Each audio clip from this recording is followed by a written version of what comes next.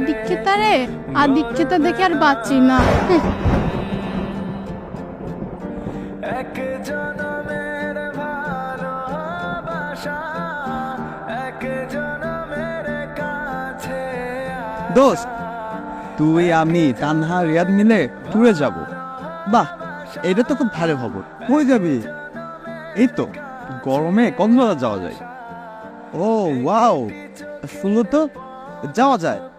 আর চাঁদা কত? 1,000 টাকা করে দিলেই হবে মাত্র। তাহলে তোর ভাবি কেউ নিয়ে যাবো। বন্ধু বান্ধবের মধ্যে আমার ভাবি কেন? কেন? ও গেলে কি সমস্যা? দেখ রোহান, সবটা সময় তুই বনিয়ে পড়ে থাকিস। একটা জায়গায় ফ্রেন্ড না মিলে ঘুরতে যাব, সেখানেও তোর বউ। তো এতে সমস্যা কোথায়? সমস্যা কই মানে? আচ্ছা একটা কথা বল, তুই এত বউ ভক্ত কেন? বাদ দাও না, তোমরা ফ্রেন্ডরা মিলেই যাও। আমি না হয় একদিন বাসায় রেস্ট নিলাম। আমি তো সবসময় তোমার সাথেই থাকি। থামো তুমি, আমাকে একটু শুনতে হবে। আসলে ওদের সমস্যাটা কি? সবটা সময় তোমাকে নিয়ে এত আপত্তি করে কেন? বল তো কি সমস্যা? তুই একটা অস্বাভাবিক একটা মানুষ। তোর বউ আছে, আমাদের কি বউ নাই? আমরা তো বউ নিয়ে এত আধিক্যতা করি না। আধিক্যতা করিস না, এখন থেকে আধিক্যতা করিস। নিজের বউকে মূল্য দিতে শেখ। এই মেয়েটা পরের ঘর থেকে এসছে আমাদের ঘরে, একে মূল্য দিতে শেখ, একটু ভালোবাসতে শেখ।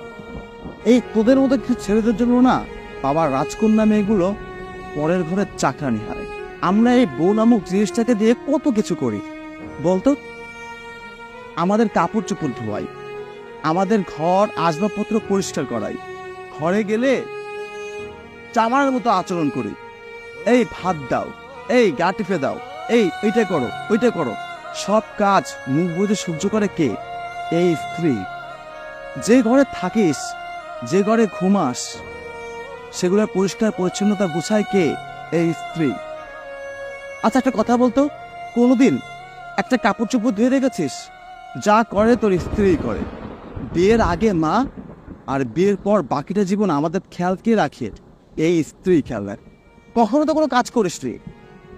মনে করিস তারা তো ঘরেই থাকে, কি কাজ করে? কোনো তো কাজ কাম কিছু নাই, খালি খায় দায় আর ঘুমায়। এখন থেকে একদিন বাসার মধ্যে থাকবি। তারা যে যে কাজগুলো করে সেই কাজগুলো তুই করবি। একটা মানুষকে লালন পালন করা, একটা মানুষের দেখাশোনা করা যে কতটা কঠিন তুই বুঝবি না। আমার সকল দেখাশোনা, আমার সকল কাজ আমার এই স্ত্রী করে দেয়। তো এই আদিক্ষেতাপানা আমি আমার স্ত্রীর সাথে করবো না, থেকে তোর সাথে করবো। নেক্সট টাইম কথাবার্তা সাবধানে বলবি।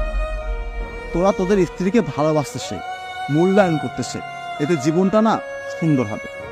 জানিস, এই তোদের মতো সমালোচকরা না এই বউ ভক্ত বলে স্বামীদের চিন্তাধারাই চেঞ্জ করে ফেলিস।